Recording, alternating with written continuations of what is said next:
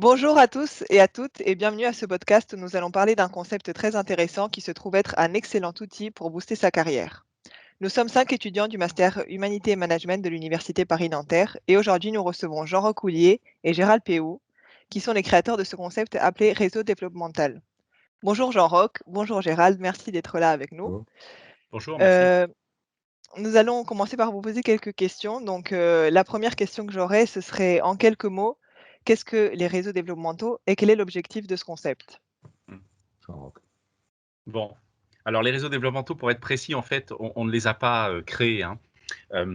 C'est le résultat d'un travail, théorique, académique, réalisé aux États-Unis, qui en fait est le résultat aussi de l'empilement de pas mal de champs de recherche, hein, y compris les sciences sociales.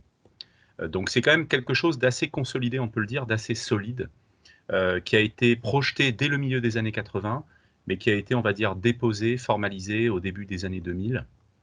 Donc, on vous le disait pendant le cours, par 2 femmes, Cathy Cram, et Monica Higgins, donc qui l'ont, complètement formalisé. Et il est vrai que c'est surtout développé, déployé aux États-Unis, en tout cas à notre connaissance, beaucoup moins en Europe. Donc on s'est intéressé à voilà, un petit peu s'approprier ce concept, que moi-même j'ai utilisé en doctorat, avec la Schema à l'époque, lors de ma thèse. Et puis, que j'ai ensuite un petit peu laissé dormir. Et on a eu l'occasion avec Gérald, avec 2 de nos étudiants, Nicolas Gracius, qui part aux États-Unis en thèse financée par la NASA, donc un étudiant extraordinaire. Et bien avec lui et un autre étudiant qui s'appelait Henri Merle, on a modélisé une formation basée sur ces fameux réseaux et on l'a mise en service avec les élèves de Nanterre, du Master Humanité et Management. Alors qu'est-ce que c'est en fait que le réseau développemental? En fait, c'est une perspective, on peut dire, tirée du mentorat, mais qui s'en distingue par un certain nombre de caractéristiques. C'est-à-dire que le réseau, ben, par son nom l'indique, c'est le résultat de la connexion à plusieurs individus à un moment donné de la vie, là où le mentorat est généralement, je dirais, plutôt formel, proposé, par exemple par l'entreprise, et généralement limité à une personne qu'on vous propose pour se développer, pour grandir avec elle. Donc, première caractéristique du réseau développemental, en fait, c'est une constellation d'individus qui peut varier au cours de la vie, en général 4, 5, 6 individus au même instant, et qui vont vous soutenir dans votre développement tant finalement professionnel que personnel, avec pour chaque développeur, on les appelle comme ça, hein, vous voyez qu'on ne retient pas forcément le mot systématiquement de mentor, entre guillemets, chaque développeur va apporter quelque chose sur un champ qui peut être le champ, en tout cas dans le modèle de Monica Higgins et Cathy Cram, de la carrière, ou le champ psychologique, voire plus rarement, mais ça existe, les 2 champs simultanément. Donc finalement, le réseau par excellence, c'est un réseau égocentré, donc il y a quand même une personnalité, une personne intéressée, on l'appelle aussi le protégé. Le terme n'a pas changé par rapport à ce qu'on trouve dans le mentorat classique, mais vraiment entouré par plusieurs individus qui vont l'aider à se développer, l'aider à grandir. Autre grande caractéristique du réseau développemental, pour dire ce que c'est, les individus proviennent d'univers sociaux très variés, là où en général le mentorat va les chercher dans l'entreprise, par exemple dans une organisation proche de la vôtre. Là, on peut avoir un ami d'école, un père, un frère, finalement toute personne qui, à un moment donné, nous inspire et va rentrer dans la constellation de son réseau développemental. Il y a également une notion importante, c'est la notion en fait de relation plus ou moins étroite, plus ou moins émotionnelle. Ça, c'est vraiment tiré des sciences sociales, hein, de liens forts, liens faibles, ce que Gérald vous avait expliqué lors du cours, qu'on peut avoir avec telle ou telle personnalité du fameux réseau. Donc finalement, c'est l'idée par rapport à tout ce qu'on sait des réseaux sociaux, là, de centrer vraiment sur soi ses besoins et d'identifier des personnalités qui vont nous aider. Mais finalement, on est maître, je dirais, de sa destinée dans le réseau développemental, puisqu'on est les premiers à choisir, même si bien sûr vous pouvez accepter un mentor, hein, que vous confie l'entreprise. Hein, c'est pas du tout antinomique, mais vous êtes vraiment les premiers, les premières à décider de qui vous placez autour de vous dans ce fameux réseau développemental. Voilà. D'accord, je vous remercie. Et comme deuxième question, j'aurais qu'est-ce qu'un développeur et comment est-ce qu'on distingue nos développeurs professionnels, des développeurs psychologiques? Mmh. Je crois que Jean-Roch a un peu répondu sur ce que c'est qu'un développeur de façon générale. Si on comprend ce qu'est un réseau développemental, c'est-à-dire finalement un ensemble de personnes qui sont reliées par différents types de relations, mais centrées sur enfin, disons la personne en question. Donc, c'est quand même un réseau qui est égocentrique, hein, c'est ce qu'on a l'habitude de dire, hein, c'est-à-dire que c'est vous qui avez définissez ces personnes qui vont vous aider qui vont vous faire grandir sur un certain nombre d'aspects. Ça ne veut pas dire que les développeurs ne puissent pas être connectés eux-mêmes par ailleurs, mais l'important ici, c'est de bien voir que nous parlons de quelque chose de tout à fait centralisé sur vous-même. Alors, qu'est-ce qu'un développeur? Eh bien, donc voilà, je crois que c'est une personne qui fait donc partie de ce réseau que vous avez vous-même désigné comme tel, alors consciemment en général, mais la personne ne le sait pas forcément. C'est vous, vous avez évidemment défini le développeur comme quelqu'un d'important pour vous faire progresser dans tel ou tel domaine. Et ça ne veut pas dire qu'il y a un accord tacite, enfin, qu'il y a un accord explicite, pardon, entre vous et lui-même. Ça peut être quelque chose de tout à fait presque ça peut être à l'insu du développeur que ce développeur fait partie de votre constellation. Donc, c'est une personne qui va vous inspirer sur un certain nombre de champs. Alors, on a vaguement, Jean-Roch a précisé qu'il y avait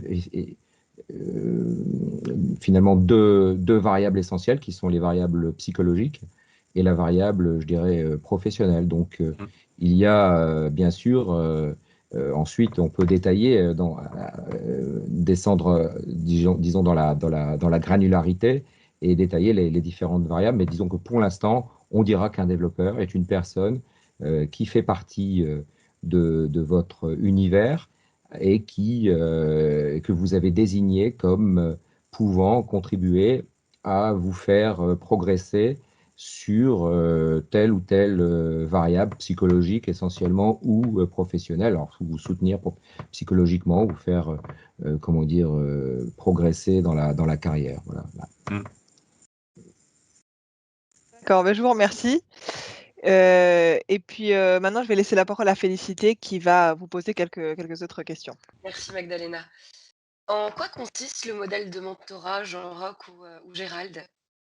Ah, le modèle de mentorat au sens classique, c'est vraiment, et c'est pas nouveau, hein, c'est vraiment ancré dans la relation à une personne qu'en général, on vous identifie.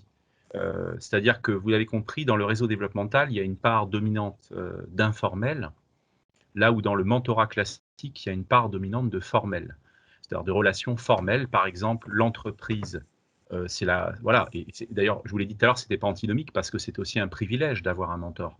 L'entreprise, par exemple, vous affecte un mentor pour une période, par exemple, de 6 mois, d'une organisation donnée. Alors souvent, quand même, dans une relation, il faut le dire, un petit peu ascendante. Là encore, ou dans le réseau développemental, ça peut être beaucoup plus plat. Typiquement, voilà, une collègue ou un collègue qui a plus d'expérience que vous sur un sujet qui vous intéresse et voilà, qui va devenir le mentor de référence confié par l'entreprise pendant 6 mois. Et dans cette relation, donc, on va la caractériser comme étant une relation formelle, dans laquelle généralement, on peut parler aussi de relation un peu tripartite. Il arrive qu'il y ait une autre personne, une autre partie prenante. Ça peut être les personnes, par exemple, en charge des talents, hein, puisque c'est souvent dans les entités talents, dans les organisations liées aux talents que se trouvent les programmes de mentorat. Et généralement, il y a toujours une troisième partie prenante dans cette relation. Comme en coaching, hein, c'est un peu la même chose qu'en coaching. Donc, le mentorat classique, vraiment, vous l'avez compris, c'est une relation plutôt, je dirais, limitée à une personne, formalisée et généralement dans le temps précisément limité. Donc, le mentor est là pendant 6 mois et au bout de 6 mois, la relation va s'arrêter. Alors que dans le réseau développemental, cette temporalité, elle est à votre main. Si vous avez un frère ou une sœur qui est dans le réseau, il peut y rester toute la vie.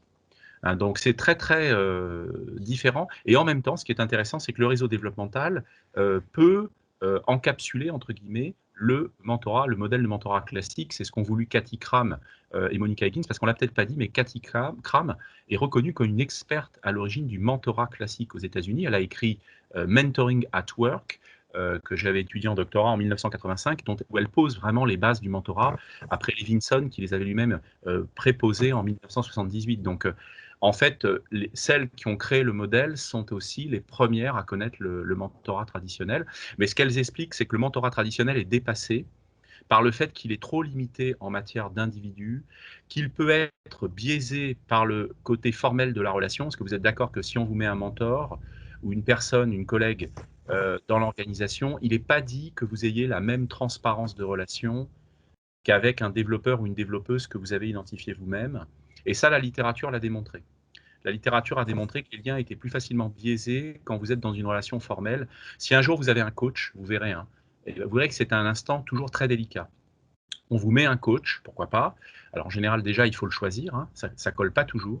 Et en plus, quand vous faites le bilan, il y a généralement, là encore, une troisième partie prenante qui est présente, souvent la RH. Et bon, voilà, qu'est-ce que je dis, qu'est-ce que je dis pas au coach? Alors évidemment, normalement, le coach a un devoir de confidentialité, mais enfin bon, on dira peut-être pas la même chose au coach ou au mentor que ce qu'on pourrait dire à un frère ou une sœur ou à un collègue d'une autre entreprise sur un secteur identique au vôtre, dans le cadre du réseau développemental. Merci pour cette réponse claire. Et qu'est-ce qu'un cercle social? Comment est-ce que ce cercle s'organise? Et qu'est-ce que ça peut nous apporter professionnellement et personnellement? Mmh. On pourrait dire qu'un cercle social, c'est, comment dire? Un ensemble de personnes qui, se reconnaissent, soit dans une activité, soit dans un certain nombre de valeurs, pour employer un mot à la mode, et qui évoluent, je dirais, selon un certain nombre de règles, je dirais presque dans un paradigme, hein. Pour reprendre des termes du philosophe, Thomas Kuhn, que vous connaissez peut-être, sur cette question. Donc en fait, pour donner un exemple clair, bah, l'exemple de la vie de tous les jours, vous êtes dans un club je sais pas moi, de sport, admettons de l'athlétisme, bah, c'est évident que pour vous, et je peux en parler en connaissance de cause, la seule chose qui compte, c'est les chronos, c'est comment vous vous êtes entraîné, on parle quasiment que de cela et parfois on évoque d'autres sujets. Donc voilà, un cercle social, ça peut être ça.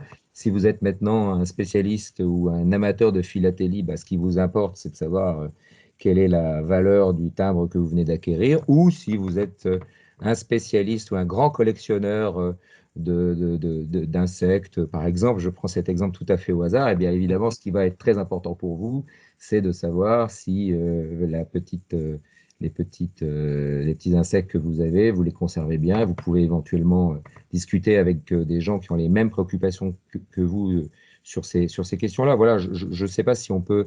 Après, on pourrait sans doute trouver des définitions beaucoup plus scientifiques, beaucoup plus sociologiques, mais je pense qu'on peut s'en tenir là, à moins que Jean-Roch ait des choses Non, à ajouter. c'est l'idée dans le modèle. On parle aussi de. Alors, dans le modèle américain, c'est social arena. En fait, c'est univers social quelque part. Donc, en gros, c'est le ou les univers dans lesquels vous allez chercher potentiellement vos développeurs. Donc, par exemple, en effet, si vous êtes dans le milieu associatif, par exemple, professionnel de tel métier, il y a des tas d'associations professionnelles à l'arrière. Voilà un bel exemple d'univers social dans lequel vous pourriez puiser un ou deux, je ne sais pas, développeurs, en fonction du métier que vous avez envie de faire. Et avec d'ailleurs la neutralité que vous n'aurez peut-être pas dans l'entreprise, parce que si vous allez prendre un expert du sujet qui vous intéresse, dit n'importe quoi, vous êtes dans une association spécialisée dans le marketing digital, eh ben, vous direz peut-être des choses à ce collègue, donc dans le cadre d'une discussion entre pairs, que vous ne direz pas au bureau. Et donc, ce qu'il faut retenir de l'idée du cercle social ou alors de l'univers social, c'est qu'il faut avoir la curiosité d'aller chercher dans les différents univers sociaux qui vous entourent. La famille, évidemment, en fait éminemment partie.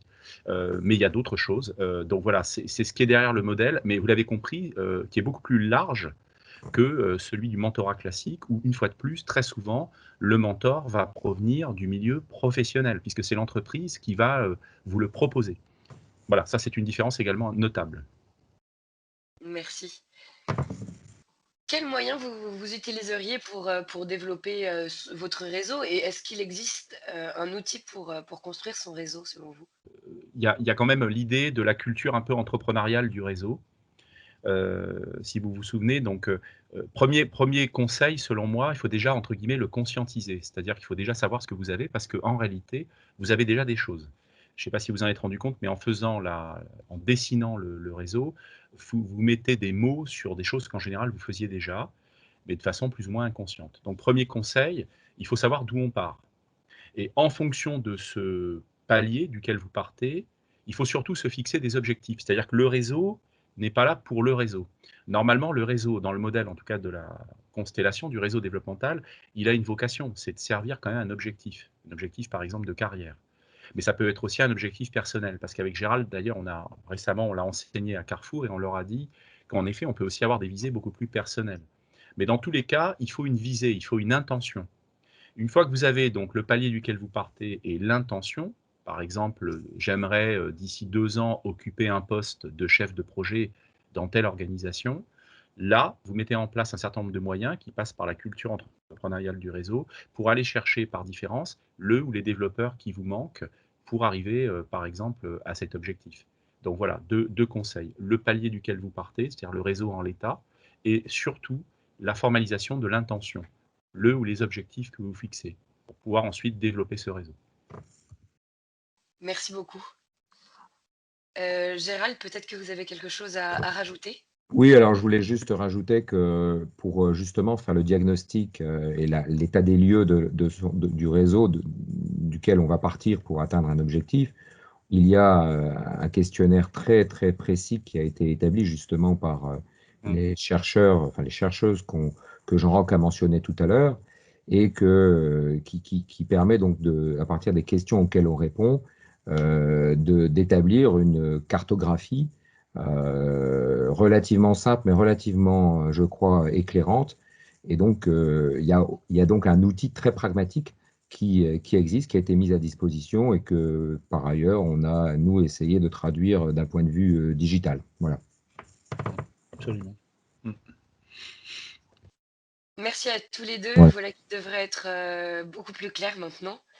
Merci Jean-Roch, merci Merci. Gérald d'avoir pris ce temps pour nous Très bien. répondre Merci à vous. et puis d'avoir vraiment éclairé ce concept très intéressant. Et merci à tous ceux qui nous écoutent de nous avoir suivis. Nous espérons que cette courte interview vous a plu.